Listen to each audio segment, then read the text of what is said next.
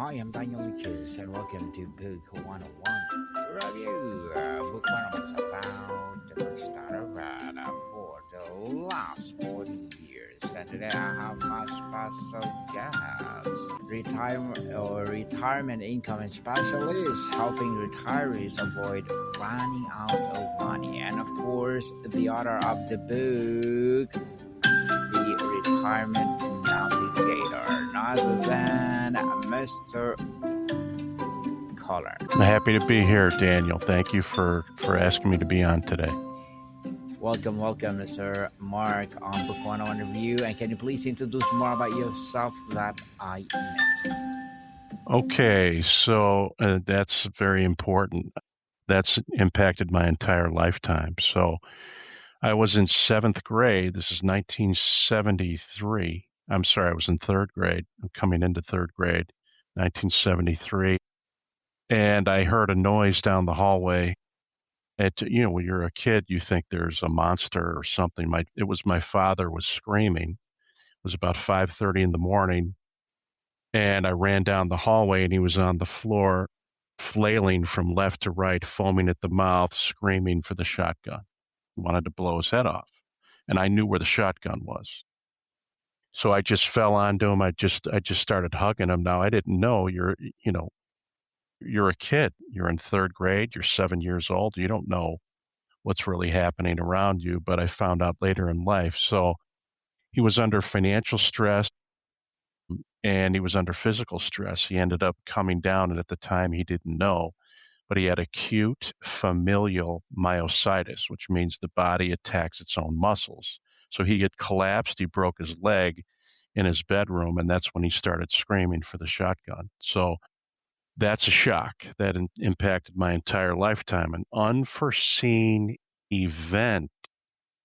We call those in the financial world a black swan event. So my father was the number one periodontist in the world. He actually invented many of the instruments the men and ladies are using around the world today. Now, that was back in the 1950s and 60s, but he was number one in the world at the top of his game.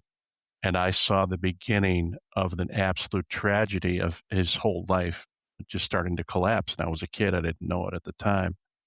But he got up. He went to rehab. So from 1973 to 1981, he was still working, still being a periodontist, still traveling around the world, teaching people. And then all of a sudden, he never walked again. He broke his legs again and still didn't know what the sickness was that he had. It's very rare. Actually, I was in the bedroom down the hallway, and he couldn't make it to breakfast. He couldn't walk. He just couldn't do it. He just came out of the hospital. And I said, Dad, you know what? They gave us a wheelchair. Why don't you just get in the wheelchair so we can get you some breakfast? He never stood up again. So because of that, eventually I had to bathe him, dress him, feed him, transport him, do his book work, pay his taxes, take him to medical, whatever, and I would do it again in a second. He was my hero as a child. This man was the most fearful or fearless person I've ever met, and he never said, I can't, and he never complained. But what I found out, and this is now in high school, right, when he never walked again, I was a junior in high school, and going through his books and things, and I realized the unscrupulous people that he put his money with and the bad investments that he, believed in. And so remember, he was a scientist. He was a scientist. He was a friend. He was a doctor. He was a genius, World War II captain. But he didn't have time. They didn't teach you how to invest in medical school. So what ended up happening is he lost everything. He lost his practice. He lost virtually every dime that he had except 5 little disability policies that he bought. He didn't even think anything about it. And he had workman's comp, which is hard to explain to you right now, but in the States, workman's comp is something that companies have to protect their employees. Well, thank God he fell in the office. So the only way he kept his home, is because he had Social Security and these little disability policies paying. 1982, a year later, so he's in the wheelchair. A year later, I started work at the Chicago Board of Trade Futures Exchange. So if you've ever seen the movie Trading Places with Eddie Murphy, and they're down on the floor of the exchange in New York, they're trading orange juice contracts and things like that. Well, I was trading municipal bonds. I was assisted brokers in 1982, but I eventually got my own membership. So I was trading 5-year notes, muni bonds, 30-year governments, and things like that. So I got to see the back offices of these billion-dollar institutions to see what they did and some of the things they shouldn't be doing and how that impacted the public. So not only did I see financial tragedy for my father, not only did I see a black swan event wipe out our family. And here's the thing, Daniel, is that if anything happens that is unforeseen, it reverberates through generations. It's not just, oh, something happened, in this case, a health issue, right? Compounding it was that health issue with bad decisions and bad people that he trusted.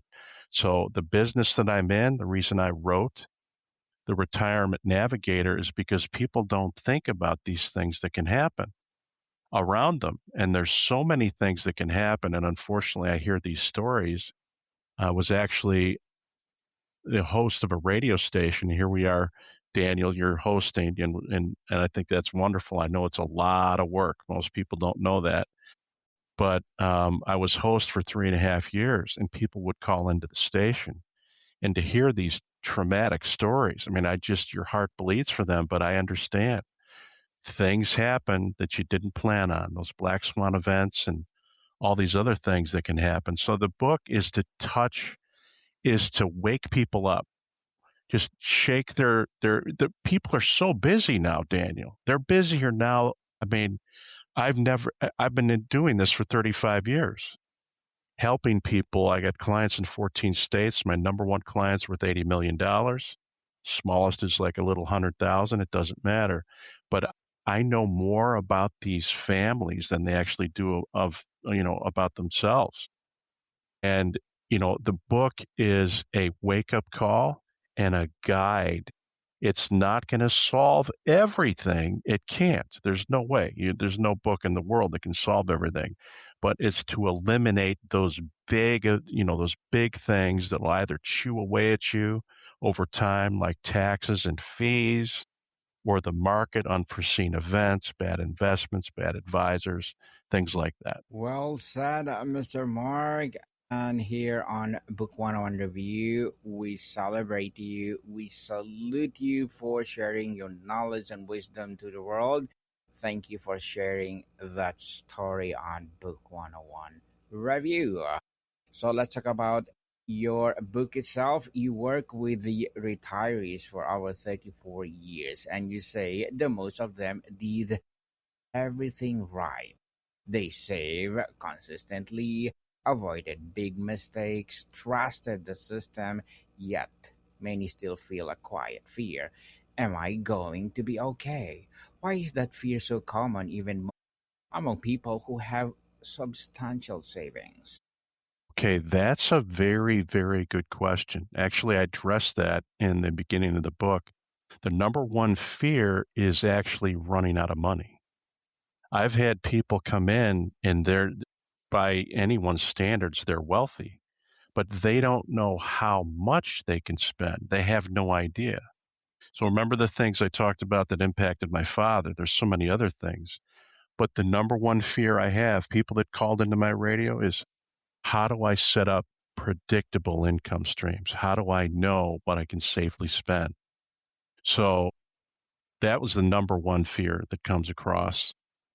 Number two, I'd have to say, happens to do with the unforeseen. Everybody knows what happened during COVID, right? Yes. There's health issues.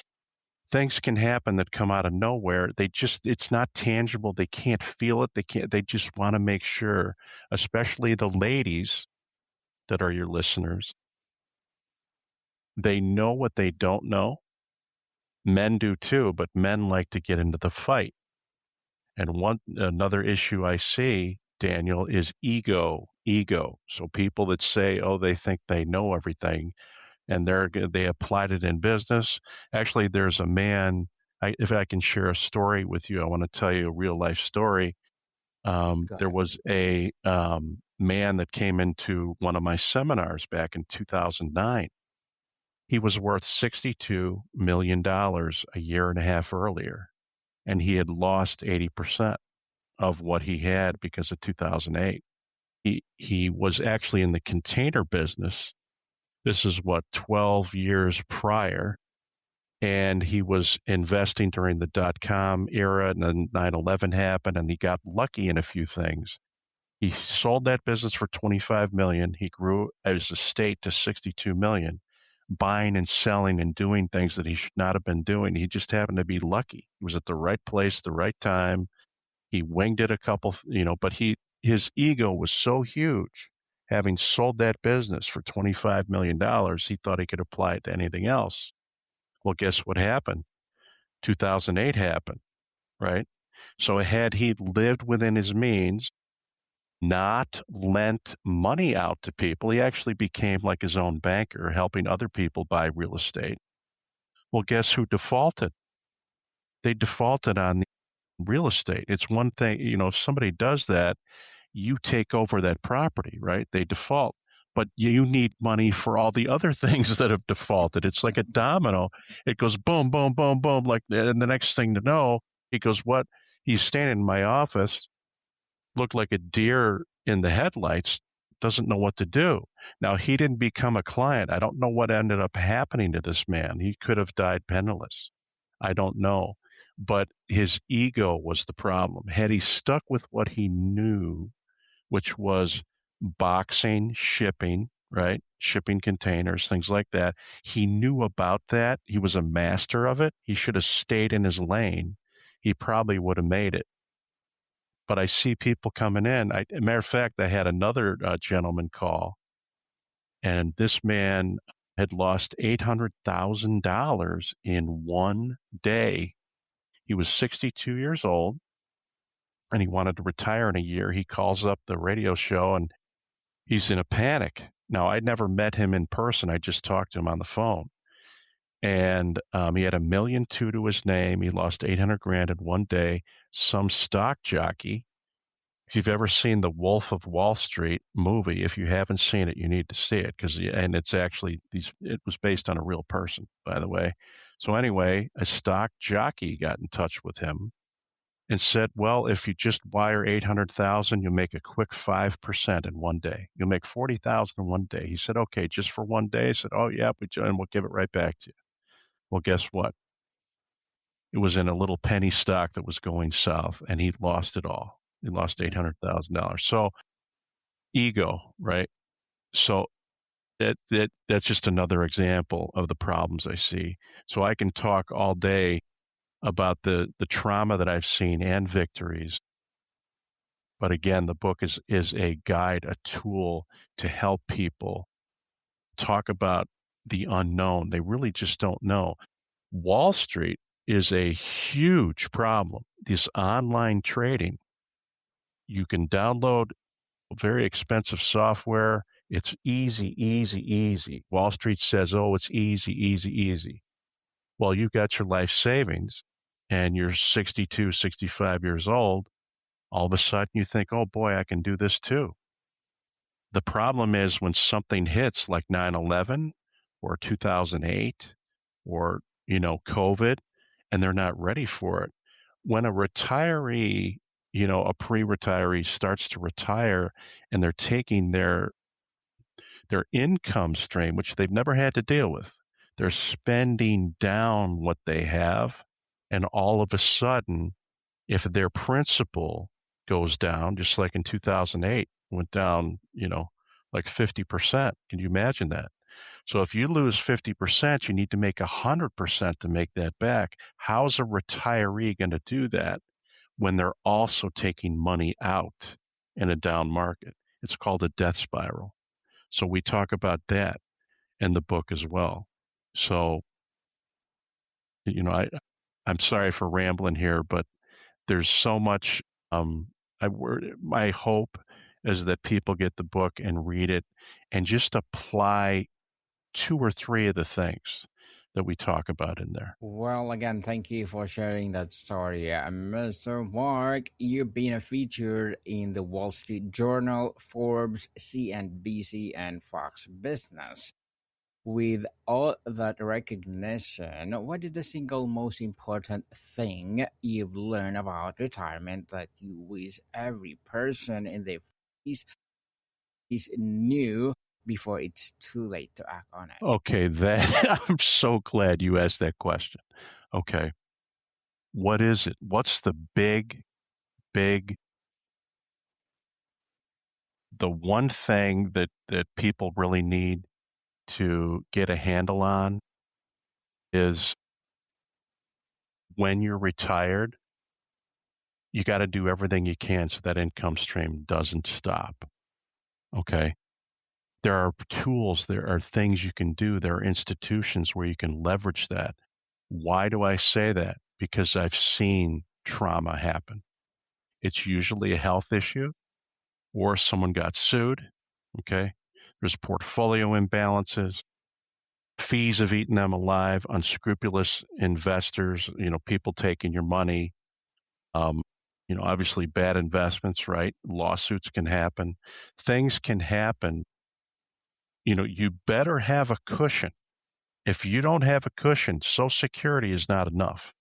You need to have a cushion. So we call them financial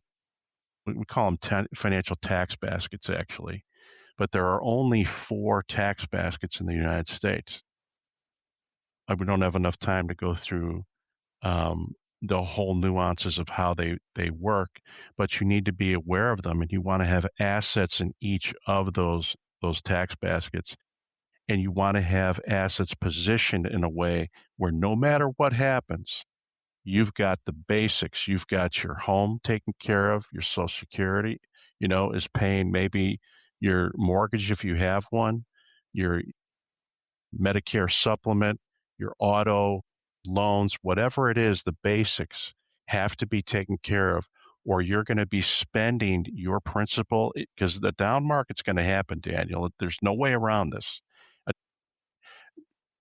Let me give it to you as an example. If you had $100,000, okay, in 1929 in the Great Depression, you had $100,000 invested in the S&P. It took 24 years for you to make your $100,000 back without spending a dime, without paying fees, without paying taxes. Retirees don't have 24 years to wait to spend a dime, right? So there are things you can do, though, to make sure you survive that downtime. You don't want to touch your instruments, your financial instruments, if they're underwater in a traumatic economic event of some kind. So it's a long-winded answer for you, but that's the most important thing. Because look what happened to my father, right? He lost Yes. everything. He was the number one doctor in the world, lost everything except a few little insurance policies that he had. Thank God he had them, or he would have lost his home. Well, thank God for those.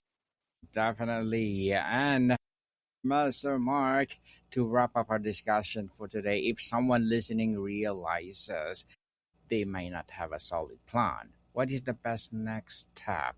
Should they try to do it by themselves with a software or a book? Should they find an advisor?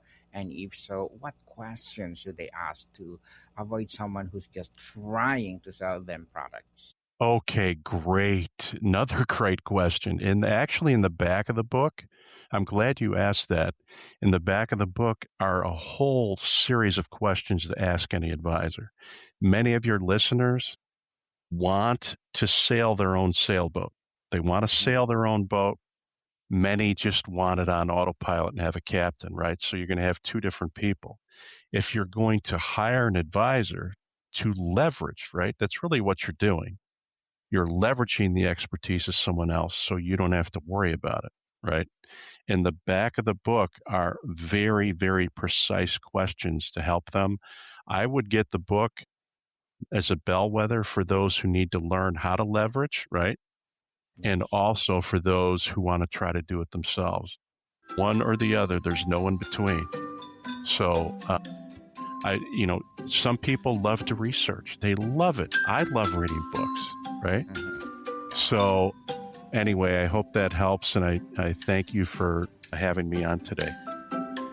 Definitely, Mr. Mark. So can you please invite our listeners to support the Retirement Navigator? Absolutely. Please buy the book. That would help us, obviously, and help others. Certainly. Please spread the word, people, especially the retirees. I have one more question. Mr. Mark, before I will let you go, you host Retirement and Income Radio, as you said, in Chicago. What is the single most common question scholar asks that you can answer under 60 seconds? And what is the most common questions that requires an entire conversation? The number one question is, how do they protect their assets? And you're going to have to do research to be able to do that. There's many, many different options. I was on Retirement Income Radio. I do have my YouTube channel, retirementincomestrategies.pro. If you can go out and look up the YouTube channel with my name, and you'll learn a lot for free right there. And we also have a free retirement report, the 7 mistakes that people make. You can get that from my website, retirementincomestrategies.pro. Definitely, people, watch the YouTube channel of Mr. Mark. For sure, you will be empowered of all the video that he is producing. Sorry, Mr. Mark, but I want to ask this also. What inspired you to write the Retirement Navigator? Was there a specific client story or moment that made you realize this information needed to be in a book rather than just in your office? Okay, great question again. I love these questions, Daniel. Okay, I wrote the book because of what I lived through watching my father. What happened to my father, I don't want this to happen to other people. They've got to protect themselves. Working is one thing. Retiring and living off of your assets is an entire new life. And there's no do-overs. There are no do-overs. You make a big mistake, that's it. I got loads of stories I could tell you. Unfortunately, people do make mistakes all the time, but there's nothing they can do. It's a one-way street. So we appreciate what you're doing here on your show. You're helping people investigate further ways that they can help their lives. And not only that, if you help a listener, that's going to help. That's going to go through generations. You assist a person listening, that's going to immediately impact 10 people around them, because now they have more support, more focus, more health, right? So whatever it is, you're a catalyst, Daniel, and I love it. I think what you're doing is fantastic.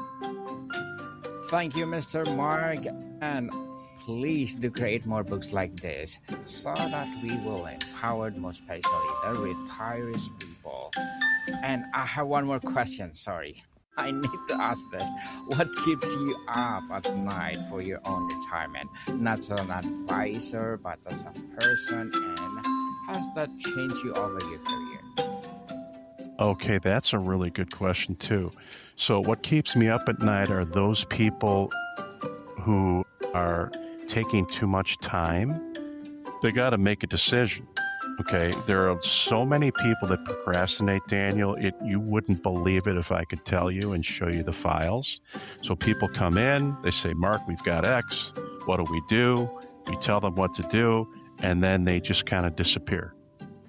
So, it's procrastinating, and that's human nature, I guess, right? So some people don't want to commit. That I feel sorry for them.